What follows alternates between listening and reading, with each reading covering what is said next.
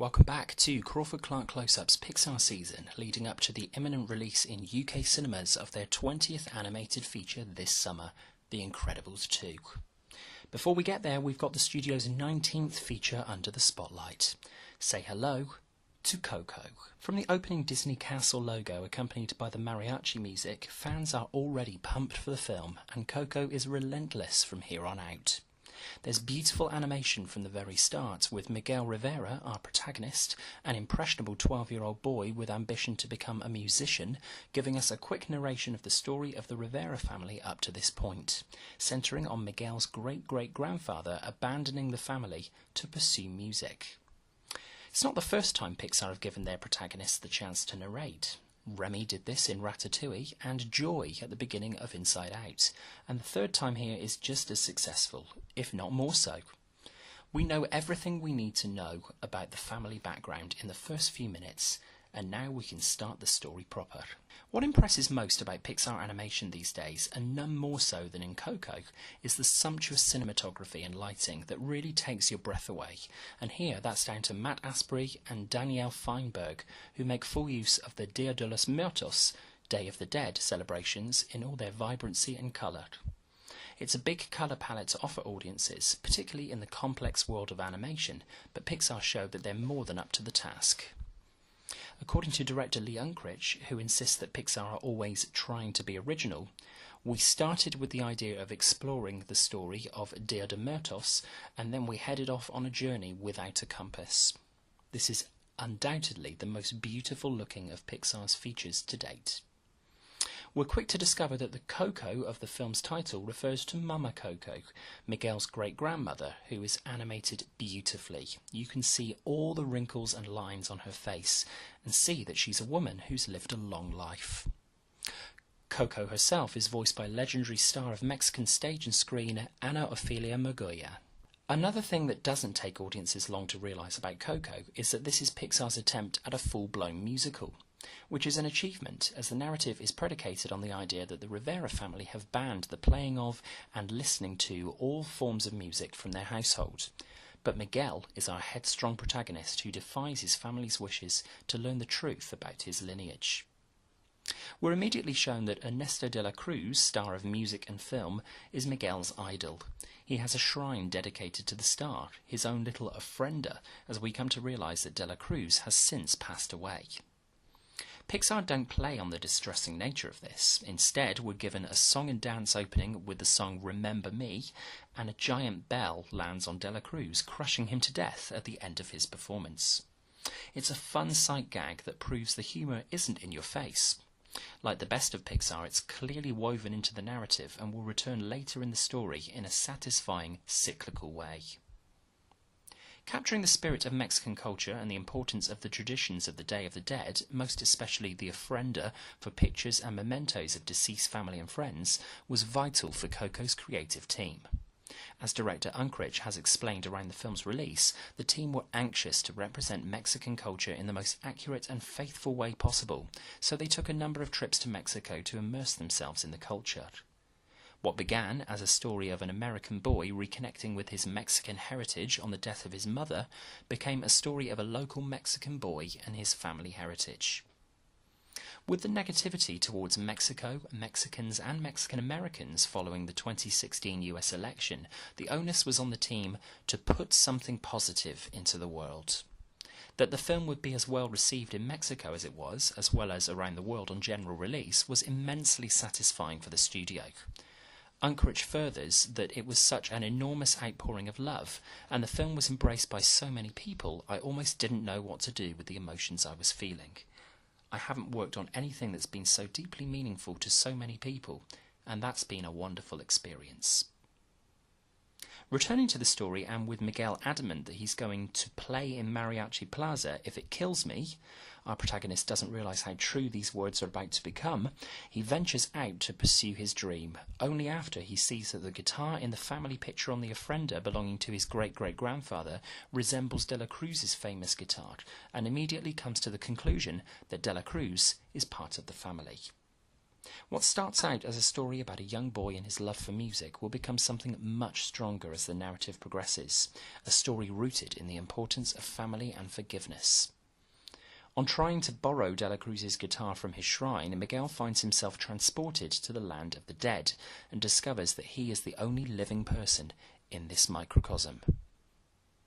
Miguel meets his dead ancestors that until now we've only seen in pictures on the ofrenda, before passing over the flower bridge that forms a path between the land of the living and the land of the dead. The concept is fascinating and another example of spectacular Pixar animation. We look at the land of the dead in awe, just like Miguel and his dog Dante, unsure of what to expect on their arrival. Composer Michael Giacchino really surpasses himself with his efforts on Coco. The story is vibrant and energetic throughout, perfectly capturing the Latin American sound, whilst also being beautifully poignant in all the right moments, which we'll return to later. Also enlisted to write the film's signature song Remember Me were Bobby Lopez and Kristen Anderson Lopez, the Oscar-winning writers of Frozen's Let It Go, who took their golden statuettes to 2 this year. There's a lot of fun and moments of great sadness in the land of the dead. The first new character we meet is Hector, a cheeky man trying his hardest to get through security to cross the bridge to the land of the living, but we learn that his family haven't ever put his picture on the ofrenda. Miguel quickly makes Hector's acquaintance when he overhears Hector saying that he knows Dela Cruz. What follows are some wonderfully juxtaposed moments of light and dark as Hector helps Miguel in the Land of the Dead's talent competition as they duet on Un Poco Loco, a famous Dela Cruz song, and Hector also takes Miguel to visit one of his amigos, Chicaron, who passes away from the Land of the Dead as Miguel and the audience come to realise the extent of not having family alive in the living world to remember you when you're gone. It's a poignant moment that reminds us how important Miguel's quest is. When Hector learns that Miguel has lied to him about not having any relatives in the land of the dead, Miguel departs to find Dela Cruz and makes a bold entrance into Dela Cruz's party. Miguel has finally met his idol, and Dela Cruz learns that he has a great-grandson, but it's only when Hector shows up at the party that the narrative unravels. Pixar have pulled the wool over Miguel and our eyes as we learn Hector and Dela Cruz's backstory and how Dela Cruz was responsible for Hector's death. What follows in the flashback scene of Hector singing Remember Me to his daughter, Coco, when she was a little girl, is the first real tear-jerking moment in the film, and the bond that develops between Miguel and Hector as family is touching. It's good to point out here the brilliance of Gael Garcia Bernal giving life to Hector and the fantastic Anthony Gonzalez as Miguel, who auditioned for the role in the film when he was only 9 and won the part based on the studio being impressed by Gonzalez's level of maturity and how much emotion he brought to the character. Knowing that he's being forgotten by his family, and most importantly by now elderly Coco, Hector enlists Miguel and his ancestors' help to get Miguel back to the land of the living to help Coco remember her father and put Hector's photo on the ofrenda where it belongs. The big reveal, with the whole crowd at Dela Cruz's concert discovering that Dela Cruz is a murderer and Hector is the real hero, is a crowd-pleasing moment, and the moment is topped off by Dela Cruz meeting his fate by being crushed a second time by a giant bell.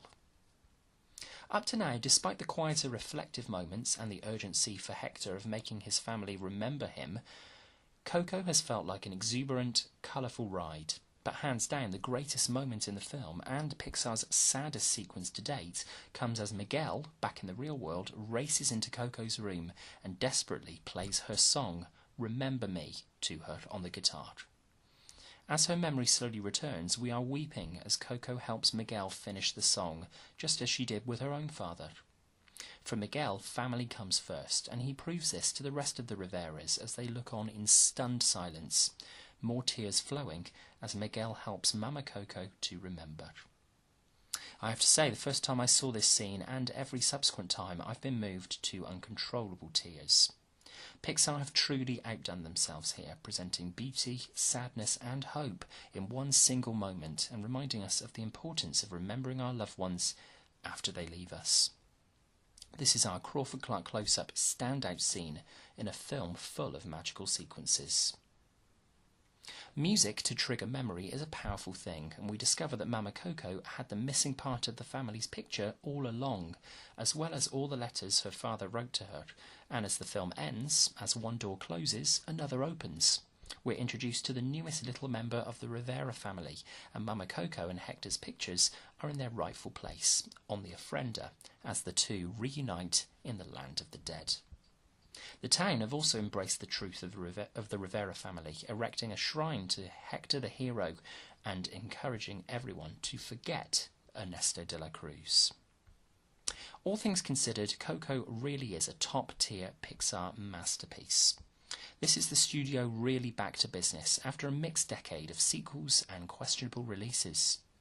Alongside Inside Out, this is the best of this decade's output from Pixar. A lot of fans praise Up for being nominated not only for Best Animated Feature at the Oscars, but for Best Motion Picture back in 2009, and we honestly believe that Coco should have been nominated for Best Picture of the Year. Nevertheless, with 2 Oscars for the film in the bag and a fantastic critical and public appreciation, some of the best in recent memory for Pixar, the studio who always strive for originality have well and truly delivered. From Crawford-Clark Close-Up, Coco is 100%.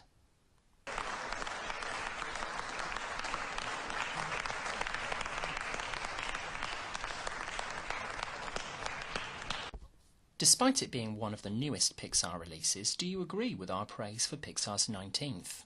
Where does Coco sit for you in the Pixar pantheon?